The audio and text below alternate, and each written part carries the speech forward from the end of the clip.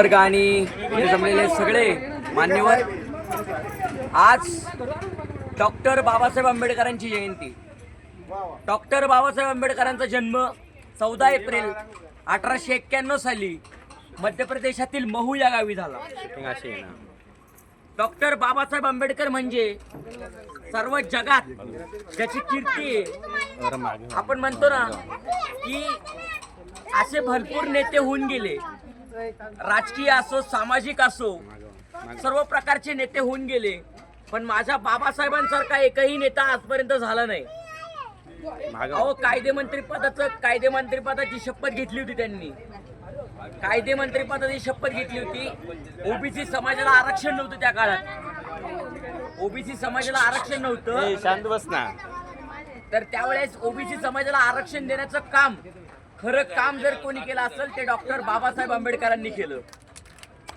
2 वर्ष 11 महिने आणि 18 दिवस या घटनेला लिहिण्यासाठी लागले. डॉक्टर बाबासाहेब आंबेडकर मसुदा समितीचे अध्यक्ष होते.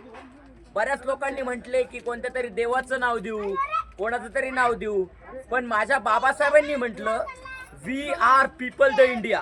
वी पीपल द इंडिया म्हणजे मी पहिले भारताचा नागरिक आहे.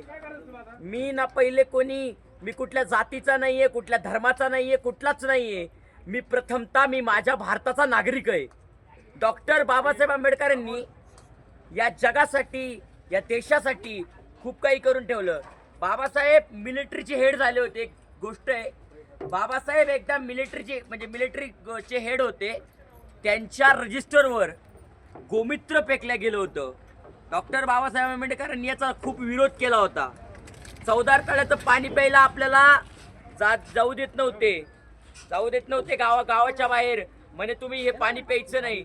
पण महाडचा सत्याग्रह करून डॉक्टर बाबासाहेब आंबेडकरांनी ते सगळं काय आपल्याला मिळवून दिलं आणि म्हणाले की पाणी हे माणसाचा हक्क आहे, तो माणसा बसून कोणीच हे करू शकत नाही. आजची पोरं 2-2 तास अभ्यास करायला सुद्धा घाबरतात. त्यावेळेस बाबासाहेब किती तास अभ्यास करायचे? 18 तास अभ्यास करायचे. 18 तास पुस्तक असायचं. एक दिवस लायब्ररीनी त्यांना म्हटले तुम्ही काही पण म्हणता म्हणे, तुम्ही पुस्तक वाचत नाही, तुम्ही फक्त तिथं जाऊन बसता. मला एक दिवस त्यांनी विचारलं की हे पेज किती आहे, या पेजवरचं हे वाक्य काय? डॉक्टर बाबासाहेब आंबेडकरांनी त्या पेजवरचं ते वाक्य त्यांना दाखवलं. अहो, बहिष्कृत भारत, जनता, समता, मूकनायक असे कित्येक वृत्तपत्र लिहिली आणि डॉक्टर बाबासाहेब आंबेडकरांनी हे कार्य केलं. अहो, आजही लंडनमध्ये गेला तर डॉक्टर बाबासाहेब आंबेडकरांचं तिथं नाव लावलेलं आहे सर्वोत्तम विद्यार्थी म्हणून. कारण बाबा सगळ्यांनी किती, गांधी असू द्या, सावरकर असू द्या, आगरकर असू द्या, टिळक असू द्या, या लोकांना नंतर मान मिळाला, पण बाबासाहेबांना खूप आधीच मान मिळाला होता. अहो, बडोद्याला सयाजीराव गायकवाड जे मोठे राजे होते त्यांनी सुद्धा त्यांना शिष्यवृत्ती दिली. कारण माझ्या बाबासाहेबांचं शिक्षण तेवढं होतं. माझ्या बाबासाहेबांनी ना प्रत्येक गोष्टीला ना एक वेगळ्याच दृष्टीने बघितलं. महात्मा ज्योतिबा फुलेंसारखे त्यांच्याकडे गुरु होते. अहो, आपण फुले, शाहू, आंबेडकर ज्यावेळेस आपण फॉलो करू त्यावेळेस आपण अंधश्रद्धेतून बाहेर निघू.